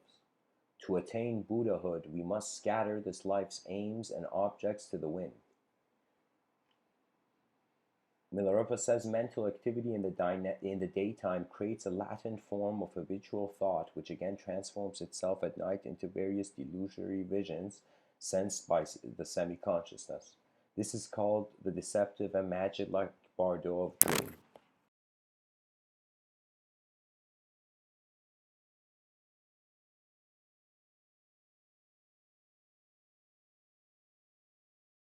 Yeah, he's kind of saying like the day you live, when you live in the day, it's like you're painting a picture, and at night you kind of like in your mind takes this picture and makes it flexible.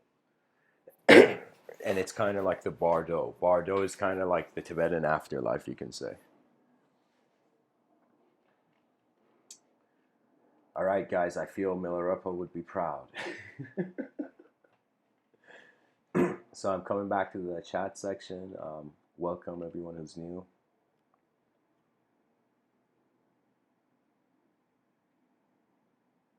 So Kamal, you say, can I share my thoughts on the fifth dimension? Fifth dimension is pretty much how there is an emotional how would I say it? The fifth dimension is when two different um, two different times, the same way like a person goes into two different places. Okay, let me say it like this. In a three-dimensional space, when there is no time, it doesn't matter. It's like time is like the let me see, how can I say this? I wake up, I go to work, then I come back and I go back to that same, the next day I go back to that same workstation. When I go to that workstation, it's as if I am in the same three-dimensional space. What the only thing that separates yesterday and today is like the time. So time appears as the fourth dimension. Okay. Now I'm saying the same way we had that relationship, it's like the ability of witnessing uh, parallel time. It's like it when you can witness being existent in two worlds at the same time. I would say that's a fifth dimension experience. It's witnessing time, and I don't know if I should say the deviation of time, but it's like the same way it's like the same way we went twice we went to the same spot and time was the dimension separating them. It's like two times simultaneously coexisting, being witnessed. So it's strangely like the fifth dimension is being witnessed by the sixth. So it's like there is an inconceivable viewer from the sixth dimension perceiving the fifth, which is the simultaneity of, I would say, worlds where time could be moving differently in each world.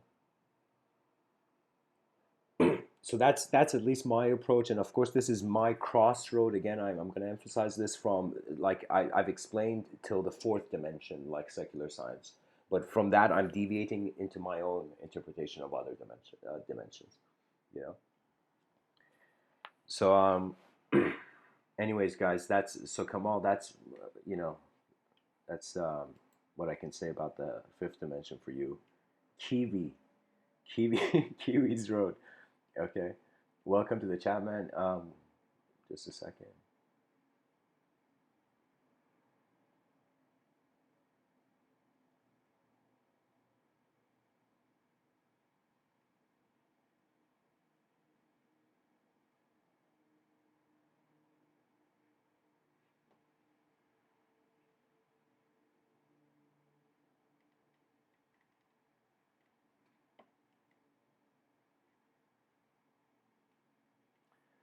Okay.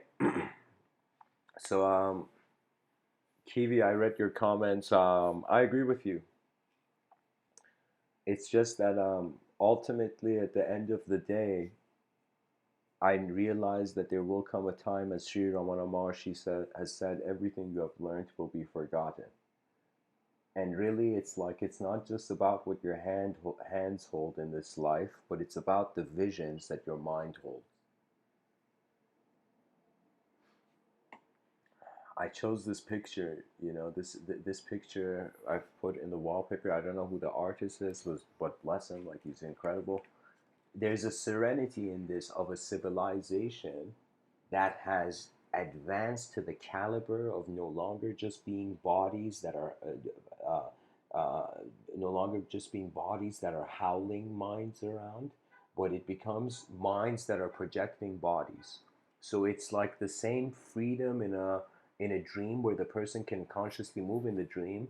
The same freedom wants to now kind of incorporate. So it's kind of like as the creature is becoming more aware of itself, its relationship of how it calls reality and dream is also becoming less fixed. So it's kind of like reality is evolving into a dream, and cyberspace culture will be a testament to that. Or it's the dream is evolving into a reality. It's like when you look at life as a designer, there's a freedom of the way a design can emerge once you are conscious of the space.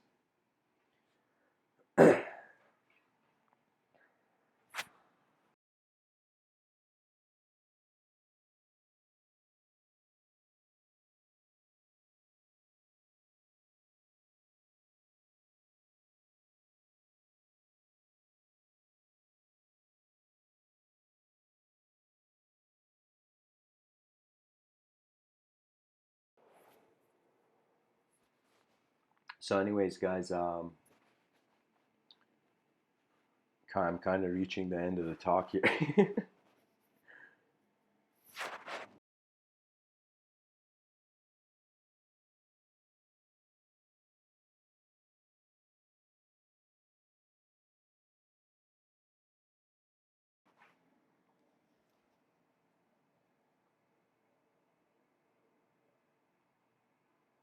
The collective evolution, I'm going to end off with this, I guess. The collective evolution is the aftermath of what I've called a multidimensional renaissance. Right now, everyone who's alive in 2020, I feel it's the era of advanced communication. Hence, it's like we are not going to experience suddenly technology is becoming too sophisticated maybe in the next 30 years. What we're going to experience are acknowledgement in our abilities to communicate and the different dimensions that we can entertain through the advancement of communication. So I feel there needs to be an advancement in inner technologies, and that's right now is the period for that. That means it's like the inner realms of people should be shared as much as possible, and shared with a care where I've said every person has to kind of have a great work. The Logos once whispered into my ear a long time ago that there's libraries behind everyone's eyes, and it's their choice if they want to share it. And what that means is not, it's like I'm telling you, there's different things that can inspire in different ways. Some things inspire you maybe because the inner realm wants the outer realm to behave in a certain way, or some things from the outer realm may inspire. Usually, if the person's preferenceless nature, the Logos finds them. When the person has can be comfortable with how existence is being experienced in the moment.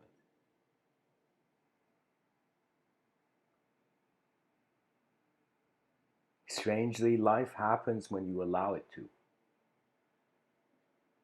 So we have to kind of allow ourselves, 8 billion human beings have to allow themselves to see beyond how they're seeing. And it's this cool thing. It's like that conscious evolution beyond uh, uh, a singular state of mind.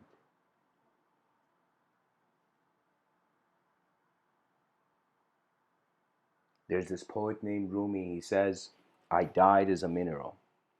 He's talking about the evolution of consciousness in his view. This man was alive 700 years ago, this Sufi mystic Persian poet. Uh, he said, I died as a mineral and I became a plant. I died as a plant and I rose to animal. I died as an animal and I was man. Why should I fear death? When was I less by dying? When was I less by dying? Why should I fear death? I shall die once more as man to soar with angels blessed. Now check this out. He says, but even from angelhood I must pass on to that which to that which no mind has ever conceived. So the evolution of the intelligence of form into the inconceivable.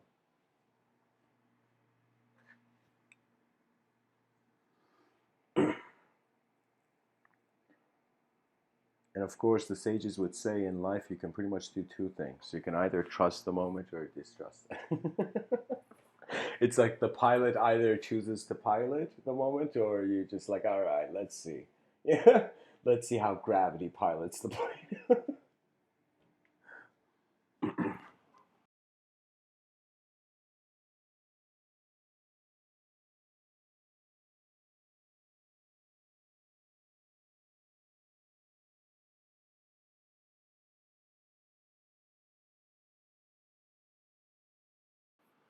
And yeah, guys, ultimately, I think the most crucial factor, I forgot to mention this, this was actually really important, is that the collective evolution is like it's emotional stability. And emotional stability means a person will become emotionally stable when they realize they're not a thought, then any thought that appears in their conscious moment doesn't bother them.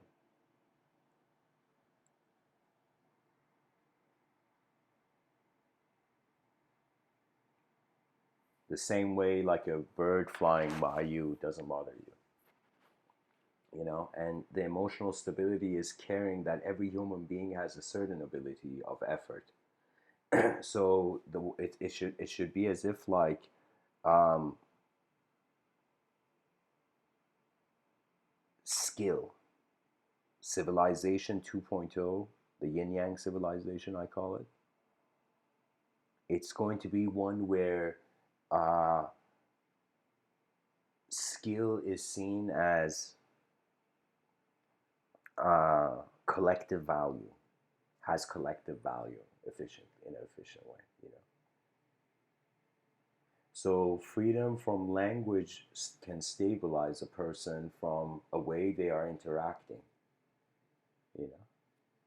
And think of it this way, it's like if you think that your mindset is like a chemical and the mindset you have and what you do in that moment, let's say you do something with a certain mindset, then it's like one sort of chemical interacting with another chemical. It's a chemical reaction. The mindset changes by the experience. It becomes reset. Or if you don't want to be an individual conscious being only, it doesn't, it's like life just animates and it oscillates the same way we inhale, exhale. Appearances come into a certain focus, appearances leave that certain focus. It's like waves, you know. So in other words, we are kind of oscillating between being an object thinking that it's creating a subject to being a subject thinking that it's creating an object. And if you think you're a subject, you're creating an object, the mystery of the abstract realms of language will call to you. If you think you're an object, you're going to pretty much care for the external development of the world. And I think inevitably we're going to, the way as yin yang civilization should be designed in advanced civilization should be, I had this vision that in cyberspace culture may get out of control and we have to remap all knowledge, all branches of knowledge, all fields of studies back into a fractal representation of the biological body. That means I realized that in order to preserve the human nature, imagine like a child could look at his hand and he could suddenly understand so many concepts. Just the biological body became a metaphor for all the abstract relationships that have been created in various fields in academia. So I'm saying that we should, the outline of our civilization should represent the human brain.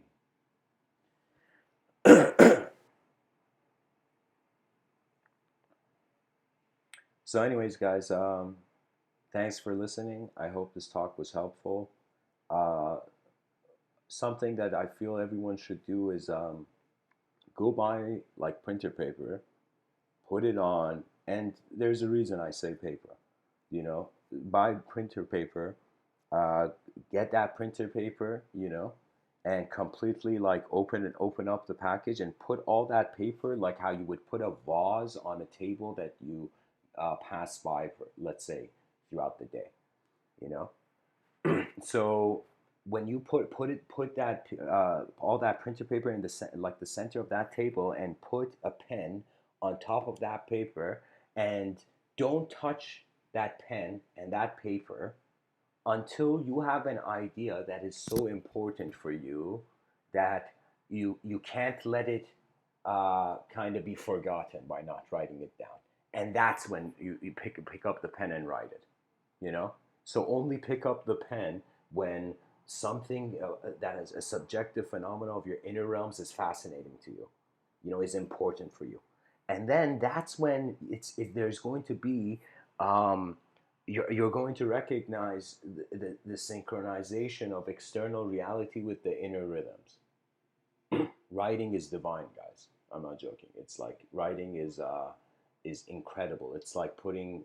It's kind of like it's, as Carl Jung would say, making the unconscious conscious. So, anyways, thanks for tuning in, guys. I hope this talk was helpful.